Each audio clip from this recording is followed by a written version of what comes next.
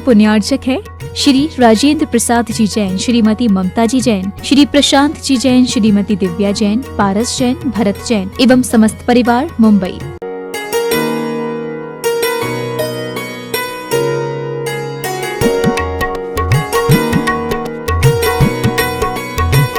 जय बोलो देवादिदेव खजराट श्री भगवान महावीर स्वामी की जय जय जय। अहिंसा परमो धर्म की जय जय जय।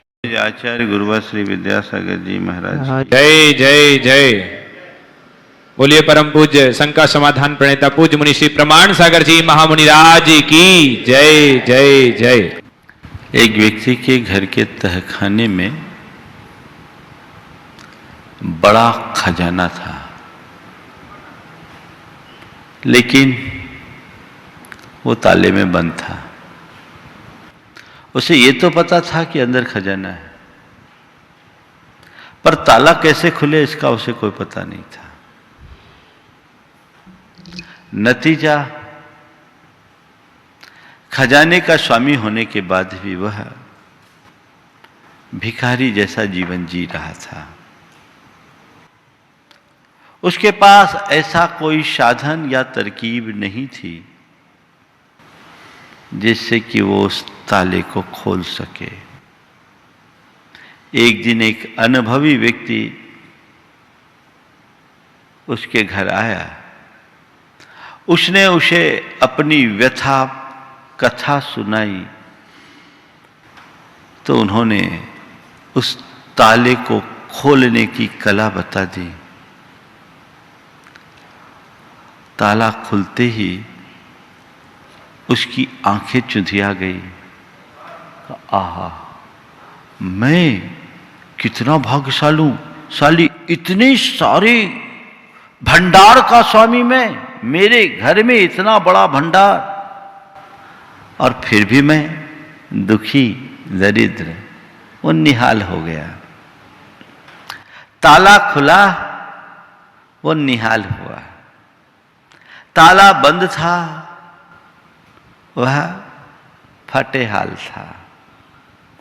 आज बात मैं आपसे इसकी ही कहने जा रहा हूं। हर व्यक्ति के भीतर बहुत बड़ा भंडार है, पर उस पर ताला लगा है अज्ञान का। ये ताला जब तक लगा रहेगा, हम अपने भीतर के खजाने का सुख नहीं भोग सकते। और एक बार ताला खुल गया तो हमसे सुखी और कोई नहीं है। सबसे पहली जरूरत ताले को पहचानने की है, फिर उसे खोलने की है।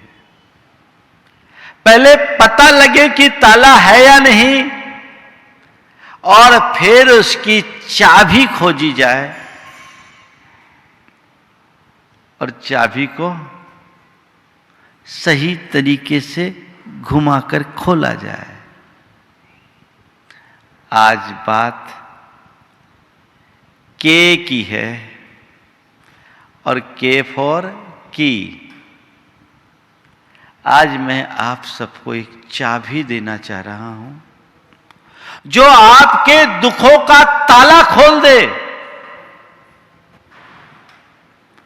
और आपको सुख का खजाना दे दे। चाहिए ताले की पहचान हो। पहले एक शराबी अपने घर के दरवाजे में बहुत देर से खटखटा रहा था। पत्नी जागी और ऊपर से आवाज दी, दूसरी चाबी फेंकूं क्या? दूसरी चाबी फेंकूं क्या? बोले नहीं, चाबी तो मेरे जेब में, ताला भेज दे। अब इसको हम क्या कहेंगे? जिसे ये पता ही नहीं कि अभी कौन सा ताला लगा है, वो खोलेगा कैसे? हमारे साथ दो विडंबना एक साथ है। एक तो हमें ताले का पता नहीं, और दूसरा ताले का पता है तो चाबी नहीं। ताले को भी पहचानो और चाबी को भी समझो, चाबी का इस्तेमाल करो, तब ताला खुलेगा और तुम्हारा जीवन निहाल होगा, मालोमाल होगे। आज बात मैं उसकी ही कह रहा हूं। हर व्यक्ति अपने दुख से दुखी है ना? सबके मन में दुख है। हर व्यक्ति चाहता है कि मुझे शांति मिले, शांति मिले, शांति मिले। चाहते? रात दिन रटन है, पीस पीस पीस, एक सिंगल पीस भी नहीं है। कहां है पीस? वो पीस, वो शांति हमारे अंदर क्यों नहीं?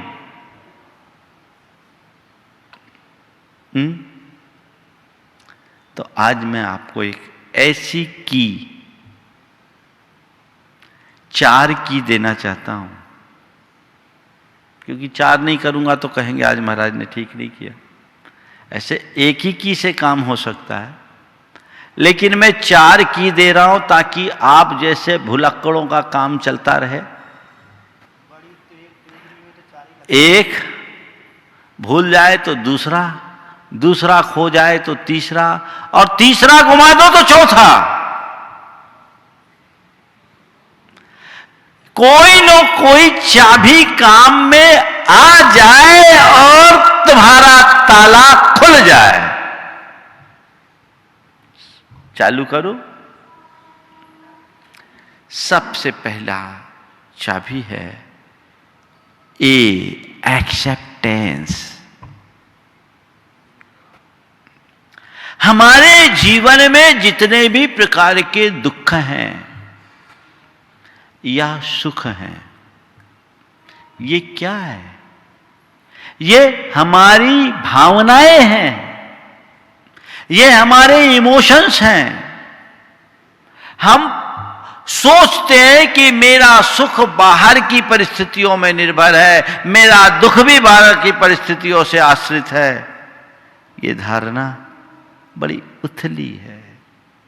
मेरा सुख मेरे हालातों के कारण है, मेरा दुख मेरे हालातों के कारण है। ये भूल भरी धारणा है। सच्चे अर्थों में देखा जाए तो हालात न तो मनुष्य को सुखी बनाते न दुखी बनाते हैं। मनुष्य की मन की भावनाएं ही उसे सुखी बनाती है और मन की भावनाएं दुखी बनाती है। मन की भावनाएं सुखी बनाती, मन की भावनाएं दुखी बनाती। एक आदमी ने एक गाड़ी खरीदी, बहुत जांच परख करके हफ्ता भर सब शोरूम घूमते गया, इंटरनेट में खूब सर्च किया, खूब तसल्ली के बाद अपने मन पसंद गाड़ी घर में लाकर खड़ा किया। अच्छी सुख की अनुभूति हुई, प्रसन्नता आई। आहा, आज मेरे मन की मुराद पूरी हो गई, मैं अपने मनोनुकूल गाड़ी ले आया। 2 दिन बीते नहीं कि तुम्हारा पड़ोसी उससे अच्छी और अच्छे मॉडल की गाड़ी लाकर खड़ा कर दिया। अब क्या हो रहा है? अरे चूक गए, पहले वो गाड़ी लेते तो ठीक थे, ये गाड़ी ठीक नहीं, गलत डिसीजन हो गया। मन रो रहा है, क्या हो रहा है? गाड़ी तुम्हारी कोई छीनी, एक स्क्रैच भी गाड़ी पे नहीं आई। गाड़ी यथावत है, जो की तो है, पर फीलिंग में अंतर क्यों? क्यों आया अंतर? हाँ, भाव बदल गए। अभी तक मैं अच्छा था, अब मुझसे अच्छा कोई और हो गया तो मैं बुरा हो गया। यही फीलिंग है ना? क्या हो गया? गया काम से। भावनाएं ही हमें सुख देती है और भावनाएं ही हमें दुखी बनाती है। 3-4 उदाहरण देख के मैं अपनी बात आगे बढ़ाता हूं। पहले इस चीज को अच्छे से समझ लीजिए कि जीवन में भावनाओं का कितना प्रभाव पड़ता है। एक आदमी की घड़ी खो गई।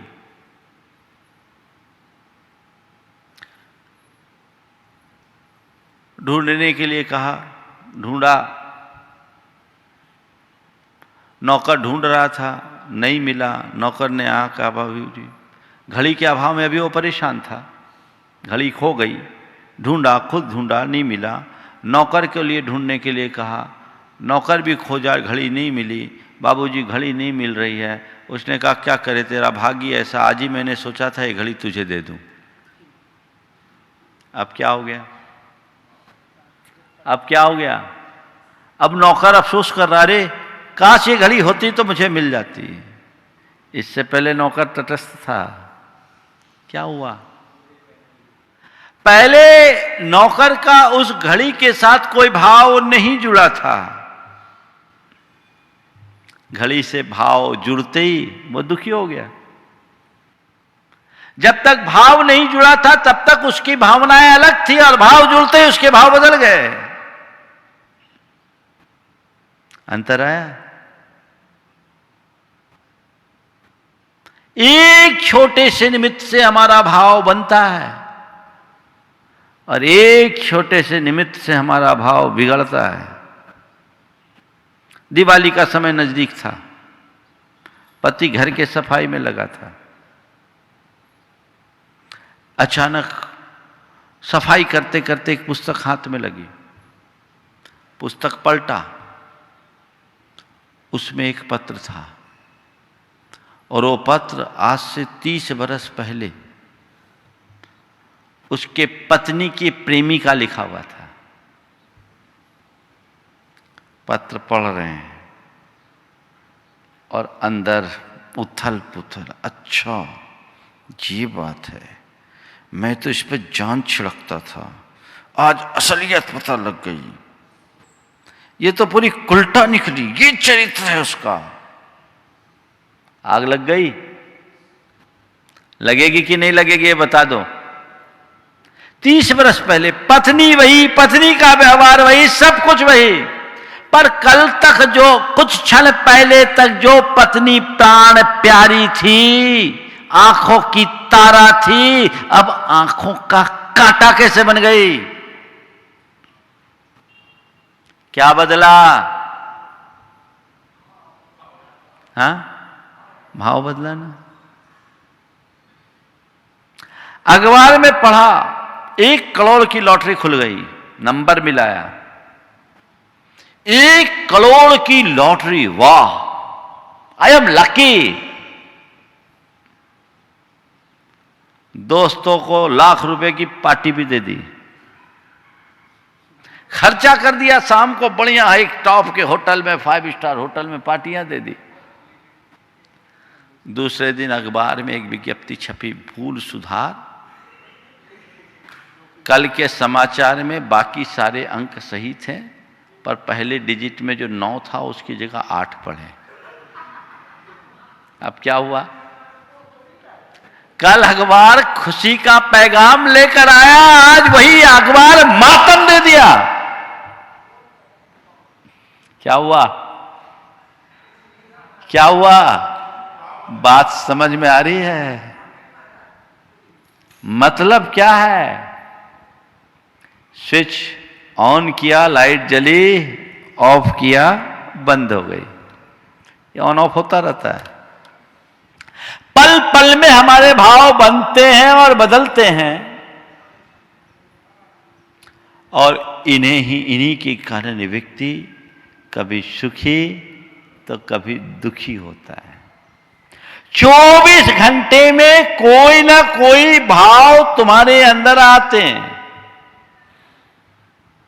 और प्रायः तुम्हारे भाव निमित्तों से प्रभावित होते हैं। जैसे सिचुएशंस होते वैसा इमोशन आता है। अब देखो, आज आपको मैं कह रहा हूं, पहली की है एक्सेप्ट, स्वीकार। जो है जैसा है उसको स्वीकार करना सीख लो, तो तुम्हारे मन की शांति सदैव बरकरार रहेगी। निगेटिव इमोशंस पॉजिटिव में बदल जाएंगे। देखिए, आपके अंदर क्रोध कब आता है? हाँ? जो मन के अनुरूप नहीं होता है तो, या जब सामने घटी हुई बात को मन स्वीकार नहीं करता है तो। आपको जमीन में बिठाया गया, आपके मन के अनुरूप है। मन जमीन में बैठना चाहता है? नहीं चाहता है। अभी आप गुस्से में हो, आयोजक के ऊपर गुस्सा है, क्या यहां कोई व्यवस्था नहीं, इतने बड़े महाराज को लाके बिठाल दिया, जमीन पे बिठाल रहे? नहीं ना। मन के प्रतिकूल है ये फर्श, लेकिन फिर भी आप सहज हैं। क्यों? आपने इसे एक्सेप्ट कर रखा है। बात समझ में आ रही है? मनोनुकूल न होने पर क्रोध आता है,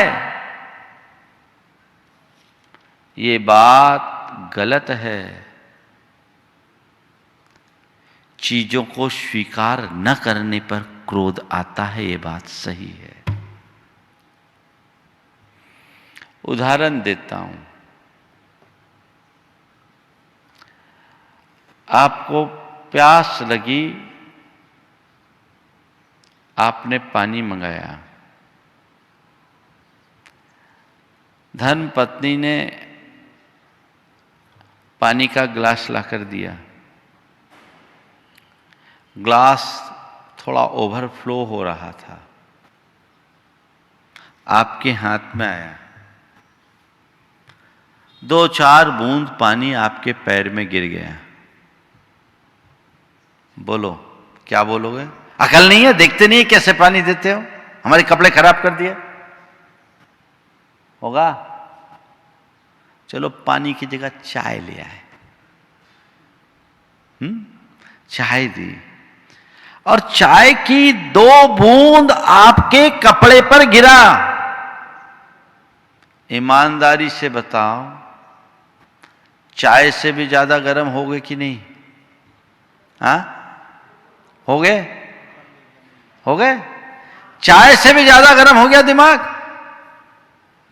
आपकी दूध पीती बच्ची आपके गोद में है, आपके हाथ में वही चाय का कप है, और बच्ची के पैर से कप में थोड़ा चोट लगी और कप से चाय छल छला के आपके कपड़े में गिरी। अब क्या करोगे? अब क्या हुआ? अब गुस्सा आएगा? बच्ची पर गुस्सा दोगे? 2-4 जड़ोगे? क्या हुआ? बच्ची की मां पर तो चिल्ला पड़े, बच्ची पर ठीक है, कोई बात नहीं, कोई बात नहीं। क्यों? सिचुएशन सेम है। सिचुएशन सेम है। चाय की बूंद पहले भी गिरी, चाय की बूंद अब भी गिरी, लेकिन पहले में क्रोध और बाद वाले में शांति, बल्कि और प्रेम प्रकट हो रहा है। ये क्यों? क्रोध एक नेगेटिव इमोशंस था और प्रेम एक पॉजिटिव इमोशन है। दोनों इमोशन एक ही सिचुएशन में, एक तरफ निगेटिव, एक तरफ पॉजिटिव। मतलब समझ में आ रही है बात?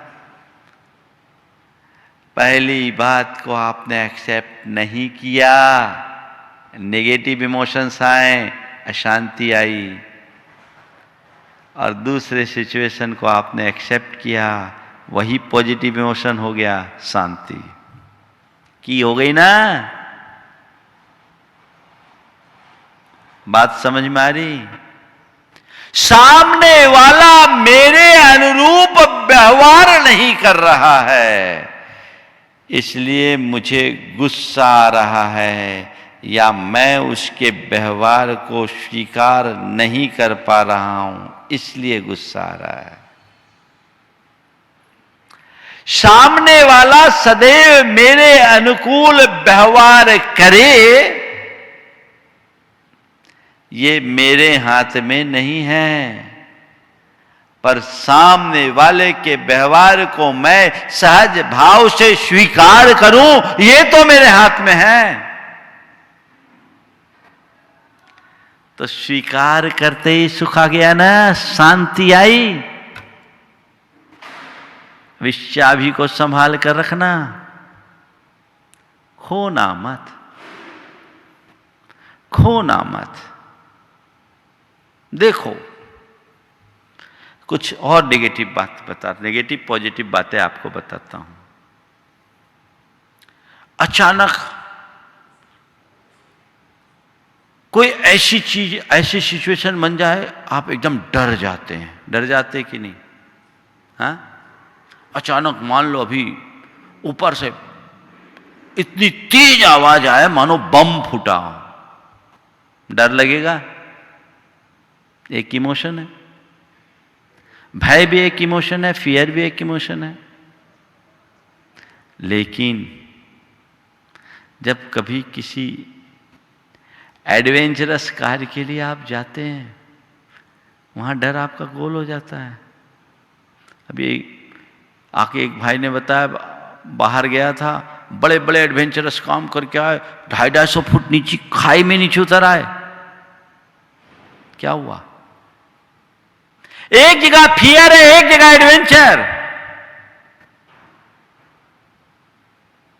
ऐसे तुम्हें तुम्हारे छत से कोई नीचे उतरने के लिए कहने की बात तो दूर है, झांकने के लिए कहो तो डर। और वहीं यदि आपके मन में आए कि मुझे कुछ एडवेंचरस करना है, एडवेंचरस एंजॉय करना है, एडवेंचरस एक्सपीरियंस लेना है, तो adventure, it is adventure.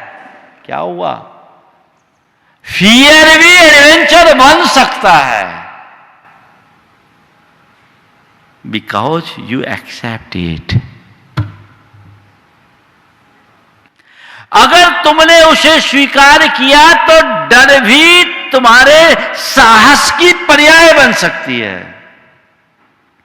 Fear negative emotions, adventure positive emotion.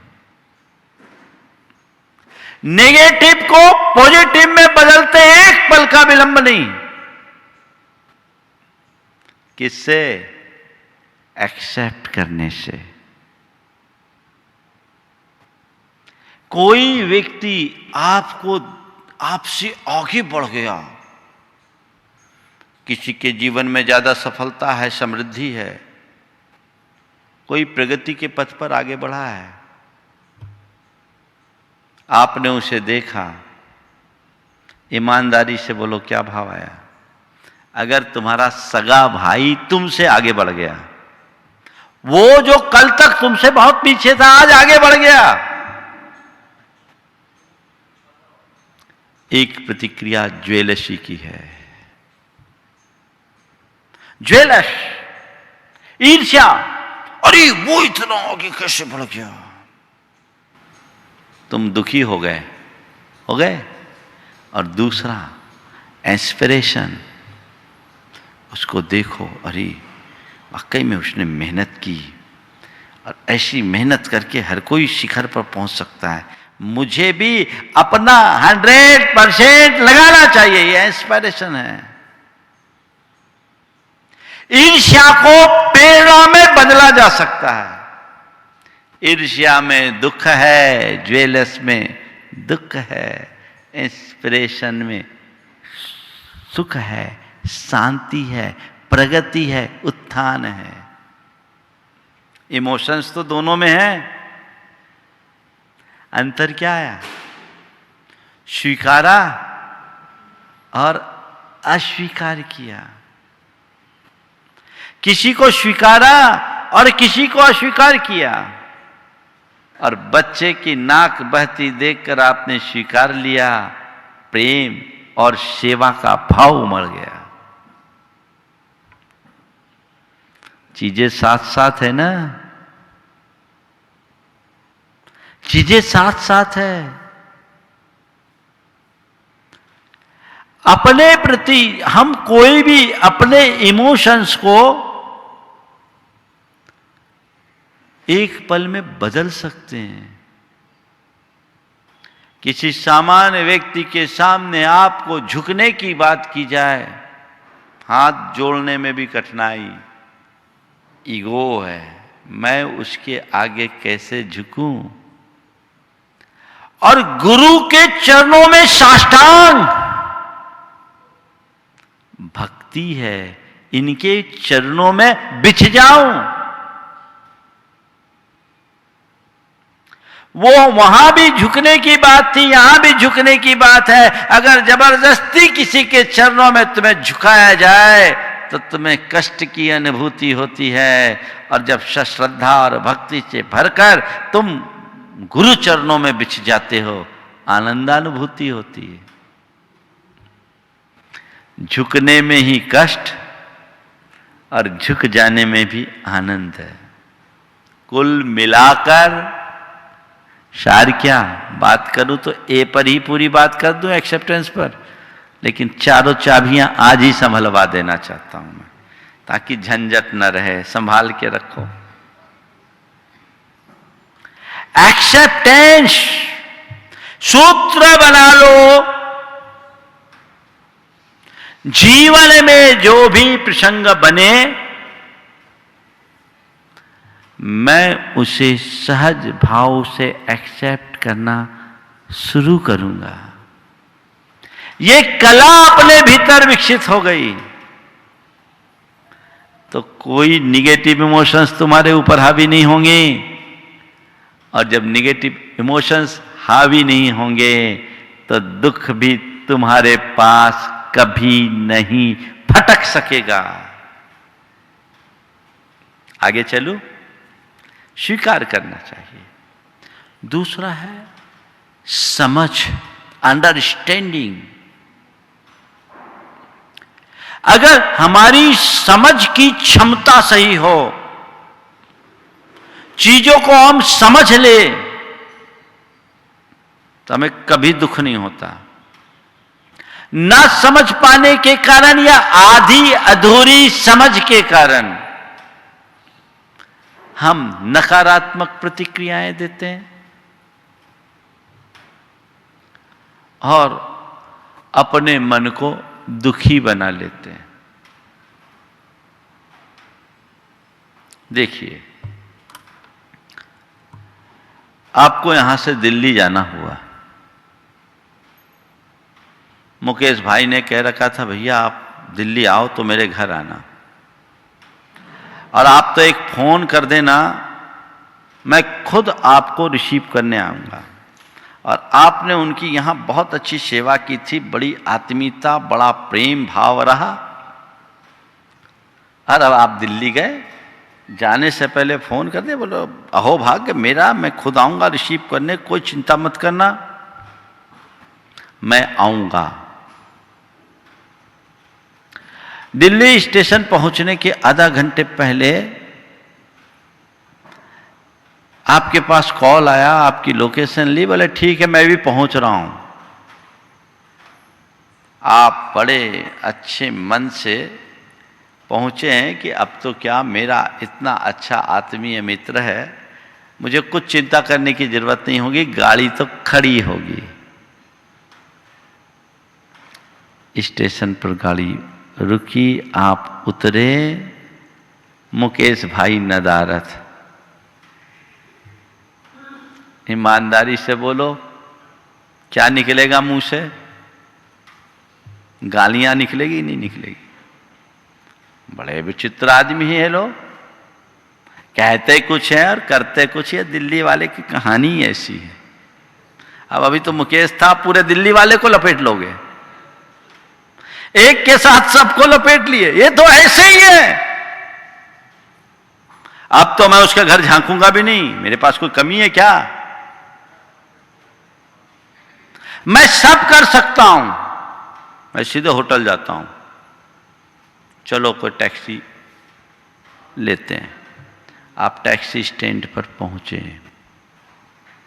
आपने अपनी टैक्सी की, इसी बीच आपने देखा कि मुकेश की कार आके वहां रुकी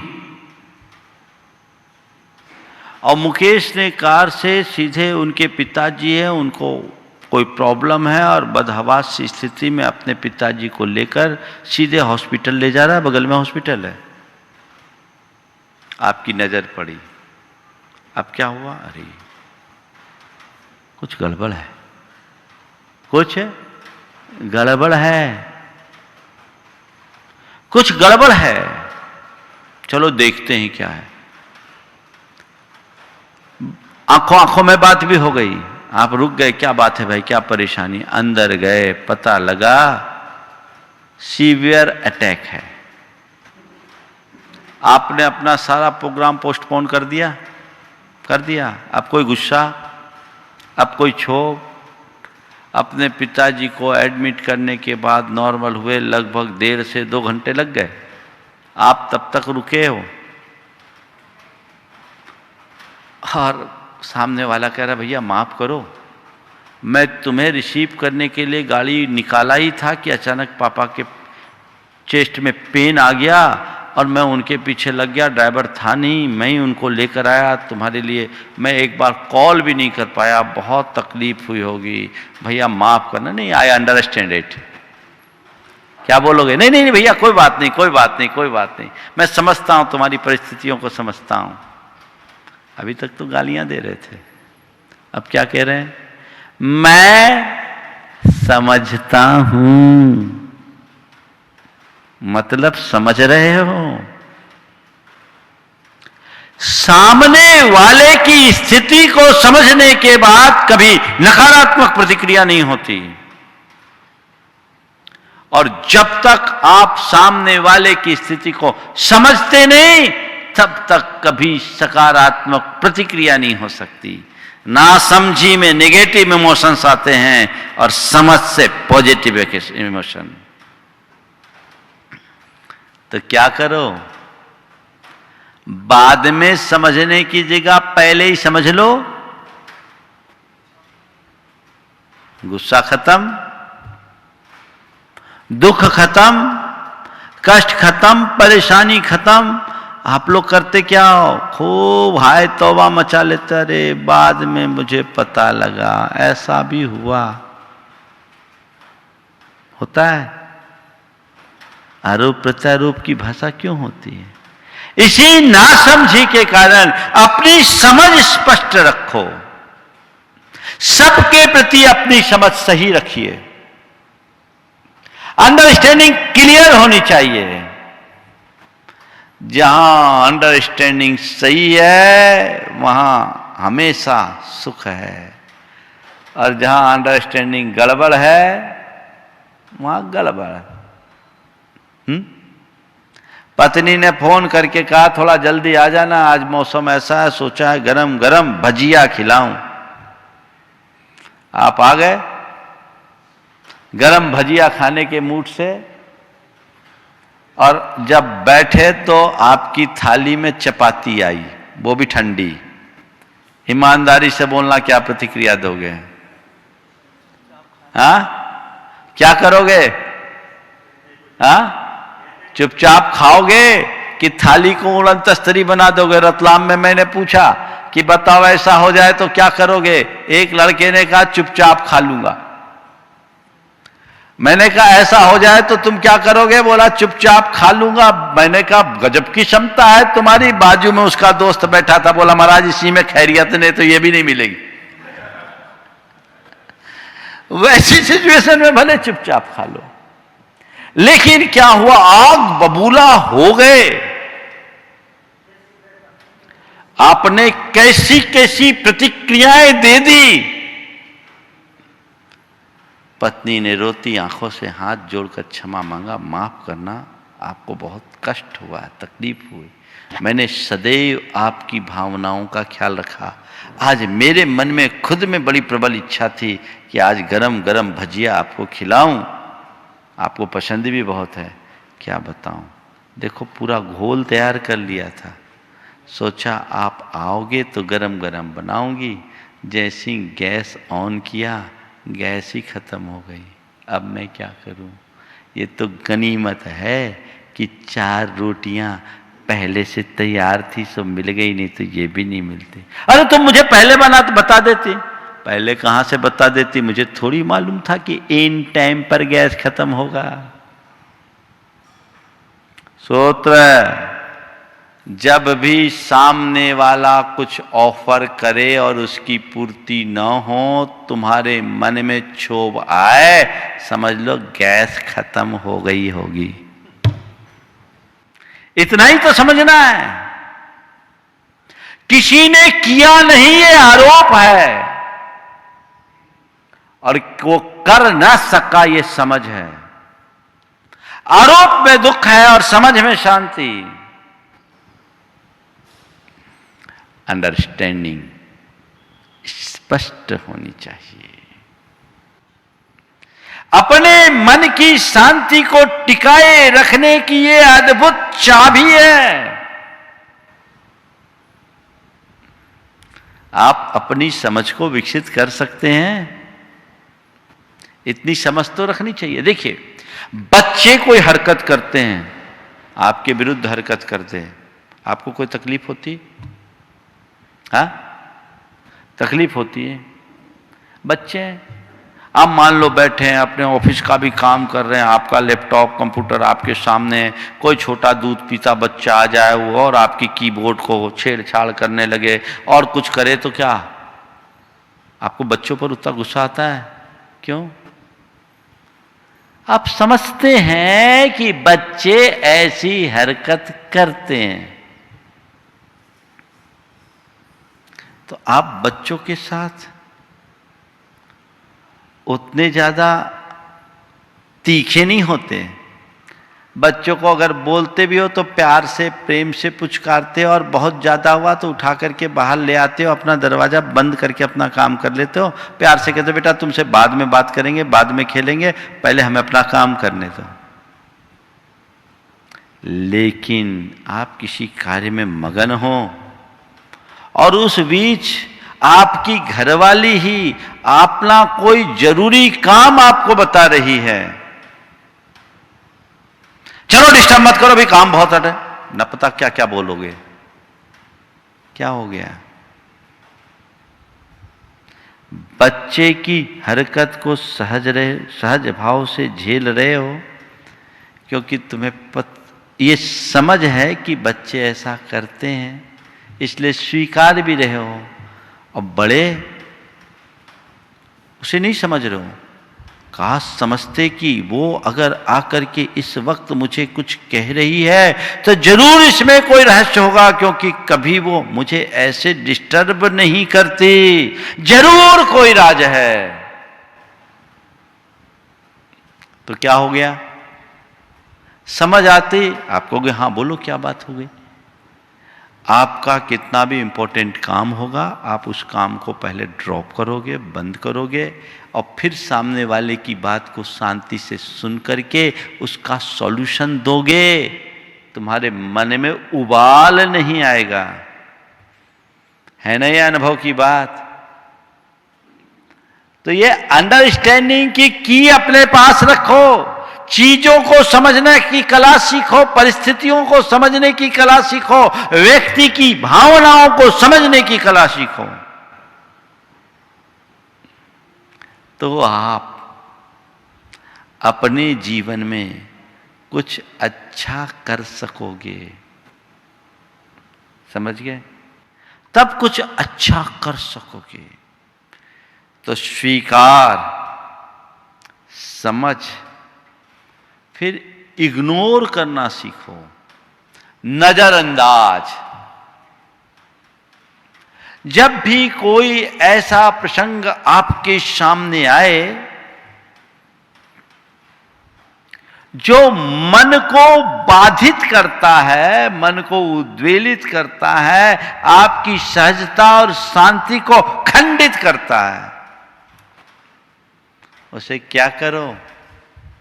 नजरअंदाज करो, इग्नोर करो। चलो ऐसा होता है, सड़क चलते कोई पागल तुम्हें कभी गाली देता है तो क्या तुम बदले में गाली देते हो? कितनी भी भद्दी गाली दे दे, उसे सुनकर के तुम्हें गुस्सा आता है क्या?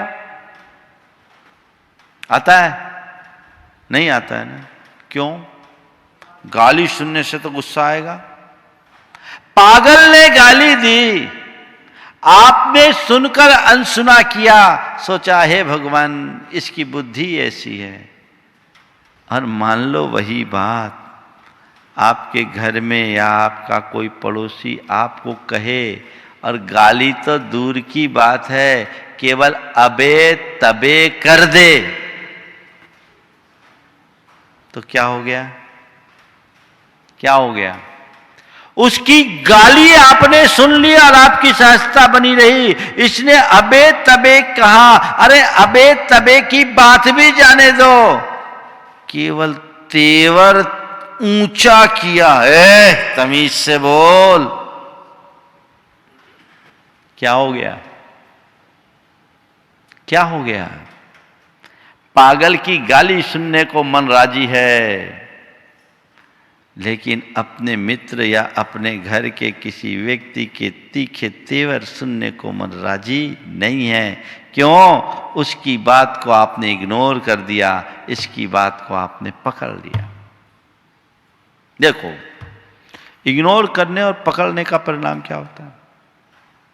मां ने कहा बेटा देख थोड़ा ढंग से रह, ढंग से पढ़ लिख, नहीं तो तू गधा रह जाएगा। मां ने कहा बेटा थोड़ा ढंग से पढ़ लिख, थोड़ा ध्यान दे, नहीं तो तू गधा का गधा रह जाएगा। और यही बात भाई ने या किसी मित्र ने, तू तो गधा का गधा ही है। क्या अंतर है? मां ने भी गधा कहा और मित्र ने भी गधा कहा।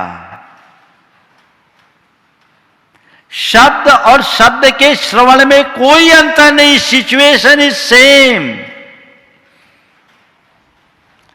और मां की बात को सुनकर के कोई गुस्सा नहीं, अपितु और करे, ठीक कहती है मां, अब मैं ध्यान रखूंगा।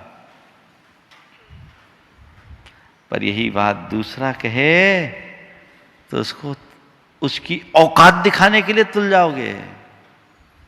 क्या हुआ? पहली बात को आपने इग्नोर किया और दूसरी बात को आपने पकड़ लिया। सूत्र है, चीजों को इग्नोर करने में सक्षम बनोगे तो हमेशा सुखी बने रहोगे, और चीजों को पकड़ते रहोगे तो सारी जिंदगी दुखी बने रहोगे। इग्नोर करना सीखो। मैं प्राय सब बातों को इग्नोर करता हूं, उनको एंट्री देता ही नहीं जिससे मेरे अंदर की सहजता खंडित हो। ये कला अपने भीतर विकसित कीजिए, अपना बचाव कीजिए। समझ गए? ये मनुष्य का अपने अंदर का अज्ञान है। जीवन जीने की कला उसके भीतर विकसित होनी चाहिए। और नंबर 4, चौथी चाबी है, वो है सहनशीलता का। टॉलरेंस होना चाहिए। सहनशील बनिए, जितना बन सके सहन करना सीखिए। चीजों को सह लेंगे तो आपको कभी दुख नहीं होगा, सहेंगे नहीं तो दुख होगा। एक सज्जन, बड़ी फैक्ट्री, बड़ा कारोबार, मैंने देखा गर्मी में 47 टेम्परेचर में भी वो टीन शेड के नीचे एक छोटे से कूलर के सामने बैठते थे। इत्र का कारोबार था।